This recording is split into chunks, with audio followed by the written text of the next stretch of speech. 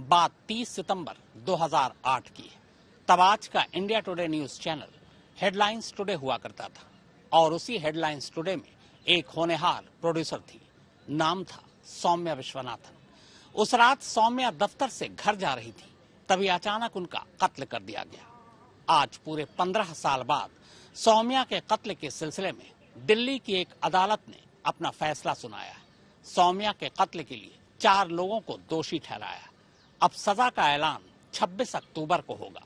देखना यह है कि सौम्या के कातिलों को फांसी की सजा मिलती है या फिर उम्र कैद।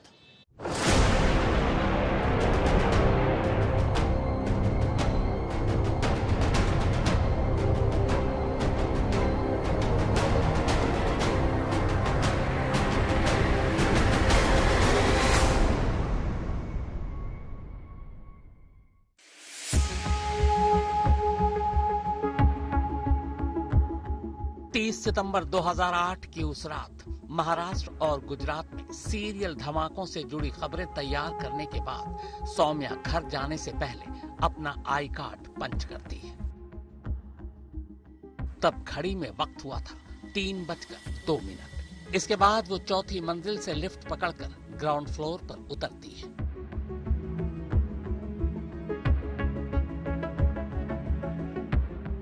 ग्राउंड फ्लोर पर उतरने के बाद वो सीधे बाहर जाने के लिए मेन गेट की तरफ बढ़ने लगती है, मगर मेन गेट से कुछ कदम पहले ही अचानक कॉफी शॉप पर खड़ा एक लड़का सौम्या को आवाज देता है। वो पलटती है और फिर गेट की तरफ जाने की बजाय कॉफी शॉप की तरफ मुड़ जाती है। वहां वो पर्स से पैसे निकालती है और उस लड़के को देती है। उस रात कॉफी शॉप पर नरेश नाम का लड़का ड्यूटी पर था। नरेश के मुताबिक रात करीब 12 बजे सौम्या ने कॉफी शॉप से कॉफी ली थी, पर उस वक्त उसके पास चेंज नहीं था, इसीलिए उसने पैसे नहीं दिए।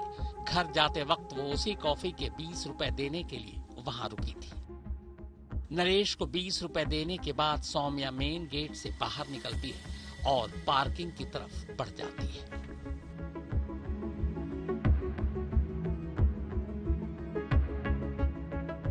पार्किंग में उसकी सफेद जेन कार खड़ी थी। वो कार स्टार्ट करती है और फिर निकल पड़ती है। तब घड़ी में वक्त हुआ था 3:09। मगर कुछ कदम चलने के बाद ही वो कार रोक देती है। फिर कार से नीचे उतरकर कार की विंड स्क्रीन साफ करने लगती है। स्क्रीन साफ करने के बाद वो दोबारा कार में बैठती है और फिर पार्किंग से निकल पड़ती है। सीसीटीवी कैमरे में कैद सौम्या की यह आखिरी तस्वीर थी। दफ्तर से निकलकर कार में बैठने तक की तस्वीर से साफ पता चलता है कि वो घर के लिए अकेली निकली थी। उसके साथ कोई और नहीं था। सौम्या के जाने के बाद इसी सीसीटीवी फुटेज से ये भी पता चलता है कि जेन के निकलने के अगले 10 मिनट तक कोई दूसरी कार पार्किंग से नहीं निकली, यानी दफ्तर से किसी और कार ने उसका पीछा नहीं किया। वैसे अगर पार्किंग के बाहर से किसी ने सौम्या का पीछा किया भी हो तो कहा नहीं जा सकता, क्योंकि कैमरा सिर्फ पार्किंग के अंदर की ही चीजों को कवर कर रहा था। अपनी सफेद रंग की जेन कार में झंडेवालान से वसंत कुंज तक पहुंचने में सौम्या को करीब आधे घंटे का वक्त लगता है और इस आधे घंटे के अंदर ही सब कुछ खत्म हो जाता है। वसंत कुंज में नेल्सन मंडेला मार्ग पर तड़के करीब 3:40 पर सौम्या की कार बीच सड़क पर डिवाइडर के ऊपर चढ़ी हुई पलटी हालत में मिलती है। सौम्या ड्राइवर सीट पर लुढ़की हुई थी और उसके सिर के पिछले हिस्से से बेतहाशा खून बह रहा था। ड्राइवर वाली सीट के साइड का शीशा पूरी तरह चकनाचूर था, जबकि बाकी की तीनों खिड़कियां और विंड स्क्रीन बिल्कुल सही सलामत। कार के अगले हिस्से का दाहिना पहिया पंक्चर था, जबकि उसका रिम बुरी तरह टेढ़ा हो चुका था। कार को इस तरह डिवाइडर पर पड़ी देख एक राहगीर पुलिस को फोन करता है, जिसके बाद पुलिस मौके पर पहुंचकर सौम्या को सीधे एम्स ट्रॉमा सेंटर ले जाती है, पर तब तक बहुत देर हो चुकी थी। सौम्या दम तोड़ चुकी थी। पहली नजर में हरेक को यही लगा कि सौम्या की मौत सड़क हादसे में सर पर गहरी चोट लगने की वजह से हुई है। लेकिन दिन निकलने के बाद जब लाश का पोस्टमार्टम होता है तो अचानक पूरी कहानी ही बदल जाती है। सौम्या के सर में गोली लगी थी। 1 अक्टूबर को जब सौम्या का पोस्टमार्टम हो रहा था, उस वक्त मैं पोस्टमार्टम हाउस पर मौजूद था। दरअसल शुरुआत में यह मामला हादसा लग रहा था, लेकिन जैसे ही उसके सिर से गोली निकली, यह मामला पूरी तरह से बदल गया। अब यह मामला हत्या का हो चुका था और ऐसे में अब कई सवाल खड़े हो रहे थे कि आखिर हत्यारा कौन था और उसका मकसद क्या था। गोली सौम्या के सिर के पिछले हिस्से से बाहर निकलती है, वही गोली जिसने उसकी जान ली। यानी सौम्या की मौत हादसा नहीं बल्कि हत्या थी। सौम्या के सिर से .315 बोर की गोली निकली थी। यानी अब ये साफ था कि सौम्या का कत्ल किया गया है। पर सौम्या का कत्ल किसने किया? कौन है उसका कातिल? क्यों मारा उसने सौम्या को? क्या ये कत्ल महज एक हादसा था, अचानक हुई झड़प का नतीजा, रोड रेज, या फिर कोई गहरी साजिश? 30 सितंबर 2008 को तड़के दफ्तर से निकलने के बाद नेल्सन मंडेला मार्ग पर आखिर ऐसा क्या हुआ कि सौम्या की जान चली गई? अगर मकसद सिर्फ लूटपाट ही था तो उसे सर पर गोली क्यों मारी गई? यही वो सवाल थे जिनका जवाब हर कोई जानना चाहता था। और आखिरकार सौम्या के कत्ल के 6 महीने बाद मार्च 2009 में इसका जवाब मिल ही गया। और ये जवाब मिला एक दूसरे कत्ल से।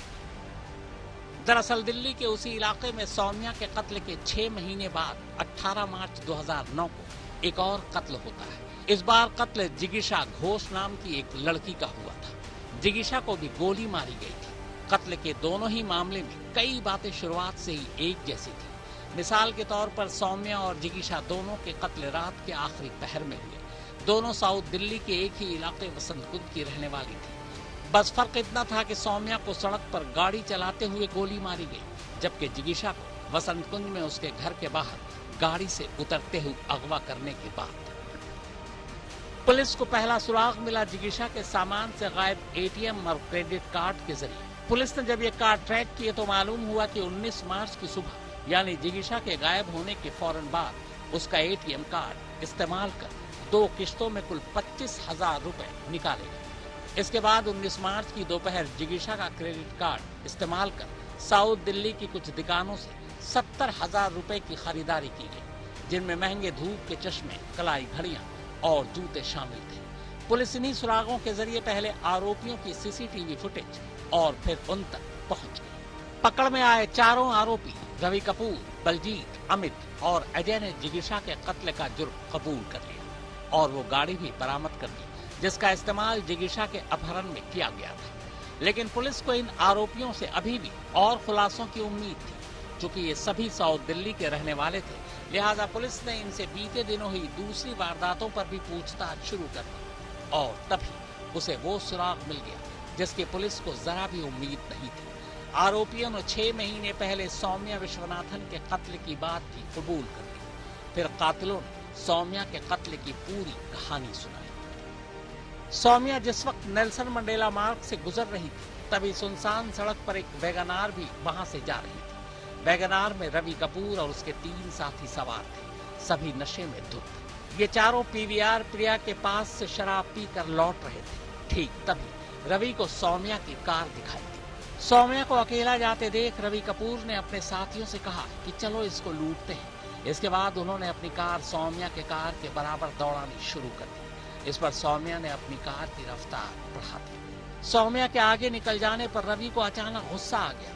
उसने अपने साथियों से भी स्पीड बढ़ाने को कहा और फिर सौम्या के बराबर पहुंचकर उसे रुकने की धमकी दी, लेकिन सौम्या ने गाड़ी नहीं रोकी। बस इसी बात पर रवि के साथियों ने सौम्या की मारुति जेन को ओवरटेक किया और अपनी वैगनार को बिल्कुल सौम्या की गाड़ी के पास लिया। गाड़ी नजदीक लाने के बाद रवि ने अपने साथियों से कहा कि वो उसका निशाना देखे।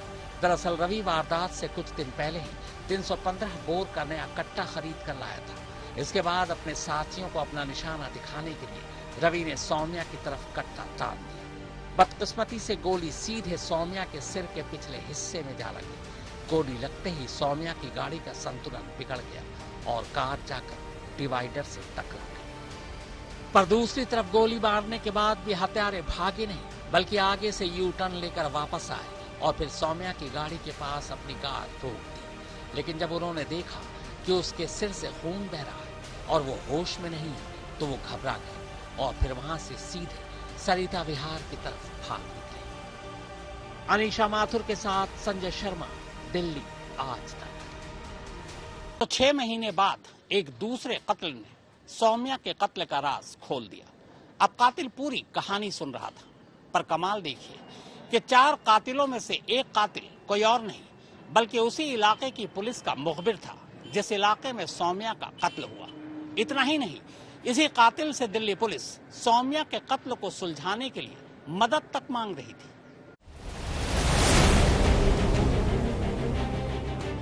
पुलिस के मुताबिक जिस 315 बोर के कट्टे से सौम्या को गोली मारी गई थी, वो कट्टा रवि ने वारदात से बस कुछ दिन पहले ही खरीदा था।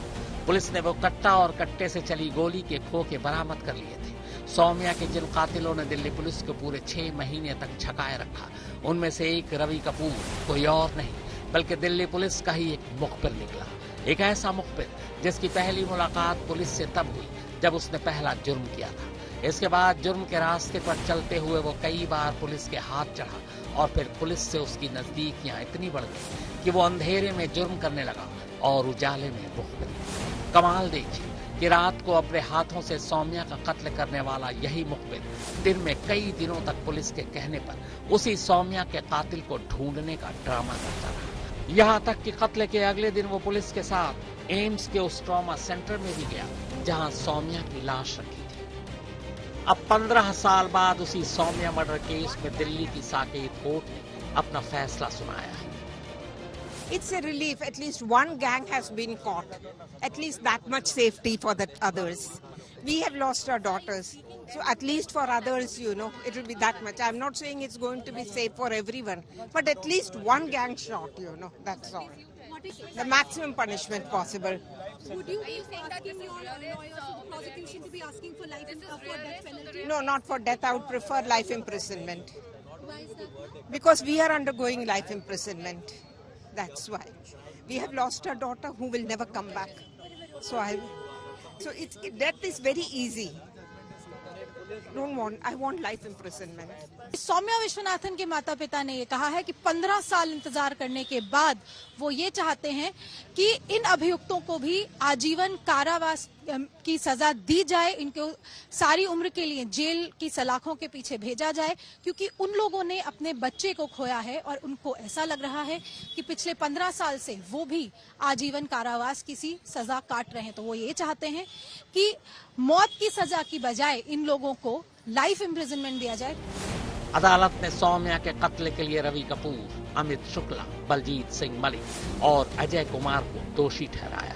इसके अलावा एक 5वें आरोपी अजय सेठी को मकोका के तहत दोषी ठहराया गया है। पांचों की सजा का ऐलान अब 26 अक्टूबर को होगा। पत्रकार सौम्या विश्वनाथन की हत्या के मामले में ट्रायल कोर्ट ने 5 में से 4 आरोपियों को दोषी माना है हत्या का, और इसके साथ ही हत्या के साथ साथ उन्हें संगठित अपराध का भी आरोपी माना है। एक आरोपी को कोर्ट ने सिर्फ लूट या चोरी की संपत्ति में हिस्सेदार बनने या ये जानते बूझते हुए कि लूट या चोरी की संपत्ति है उसे अपने कब्जे में रखने का, यानी आईपीसी की धारा 411 का दोषी माना है। इन सारे लोगों को क्या सजा दी जाए, इस पर 26 अक्टूबर को अदालत में बहस होगी, और जिस पर अभियोजन पक्ष ये कोशिश करेगा कि उन्हें सख्त से सख्त यानी सख्ततम सजा दिलाई जाए, और जबकि बचाव पक्ष ये कोशिश करेगा कि उसमें कितनी रियायत मिल सकती है। तो 5 लोगों में अमित शुक्ला, रवि कपूर, बलजीत मलिक और अजय कुमार को हत्या और संगठित अपराध का दोषी माना गया है, और अजय सेठी उसे आईपीसी की धारा 411 के तहत दोषी माना गया है। तो अब सभी लोगों की निगाहें और हमारी निगाहें भी 26 अक्टूबर को टिकी हैं, जब ट्रायल कोर्ट इस मामले में ट्रायल कोर्ट में सजा पर बहस होगी, और इसके बाद कोर्ट उनके लिए सजा तजवीज कर देगा। अनीशा माथुर के साथ संजय शर्मा, दिल्ली आज तक।